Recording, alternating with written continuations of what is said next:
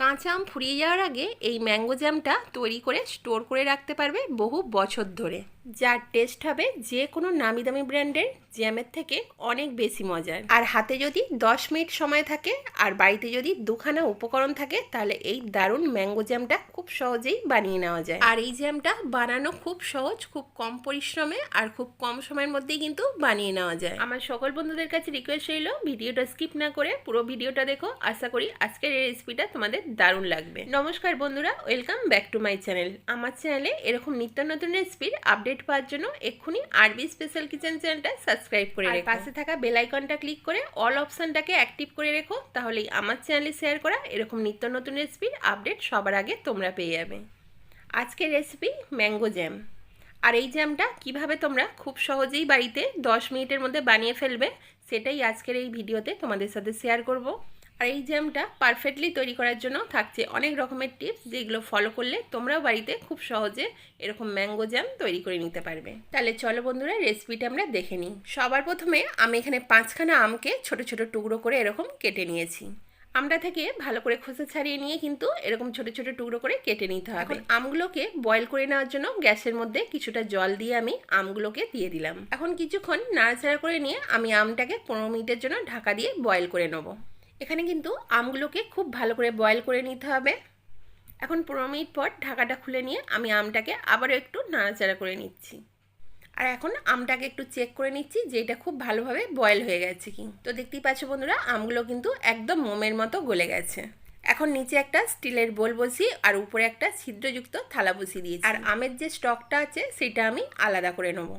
তো দেখতে পাচ্ছ বন্ধুরা, আমটা এখন সাইডে সরিয়ে রেখে আমি এই স্টকটাকে আলাদা করে নিয়েছি। এখন এই কাপের মধ্যে আমের স্টকটাকে আমি একটু মেপে নেবো। অবশ্যই কিন্তু আমের স্টকটা এরকম ভাবে একটু মেপে নিতে হবে, তাহলে কিন্তু চিনিটা অ্যাড করতে সুবিধা হবে। আর চিনির মাপটাও যদি ঠিক থাকে তাহলে কিন্তু জ্যামটা একদম পারফেক্টলি তৈরি হবে। এখন গ্যাসের মধ্যে আবারও একটা কড়া বসিয়ে দিয়েছি, তার মধ্যে এই কাপ মেপে আমি 2 কাপ আমের স্টক দিয়ে দিলাম। আর যতটা পরিমাণ আমি আমের স্টক দিয়েছি তার হাফ আমি এখানে চিনি অ্যাড করে দিলাম।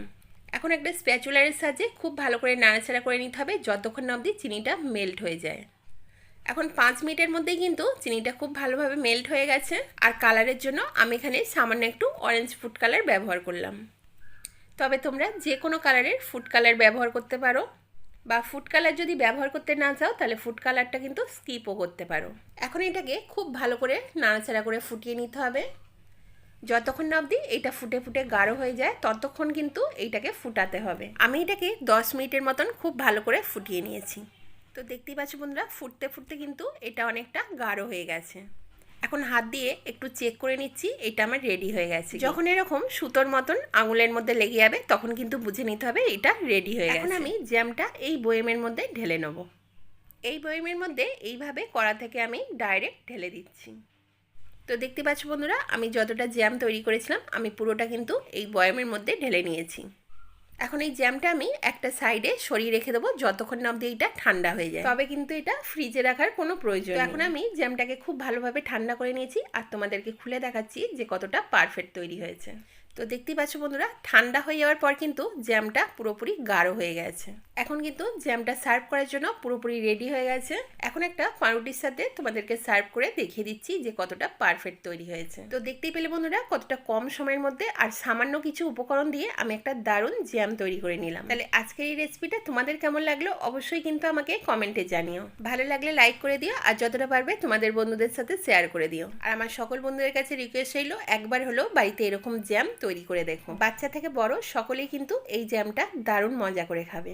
তাহলে আজকের মতন এই পর্যন্তই। দেখা হচ্ছে আবার কোনো নিত্য নতুন রেসিপির সাথে। সবাই সুস্থ থেকো, ভালো থেকো।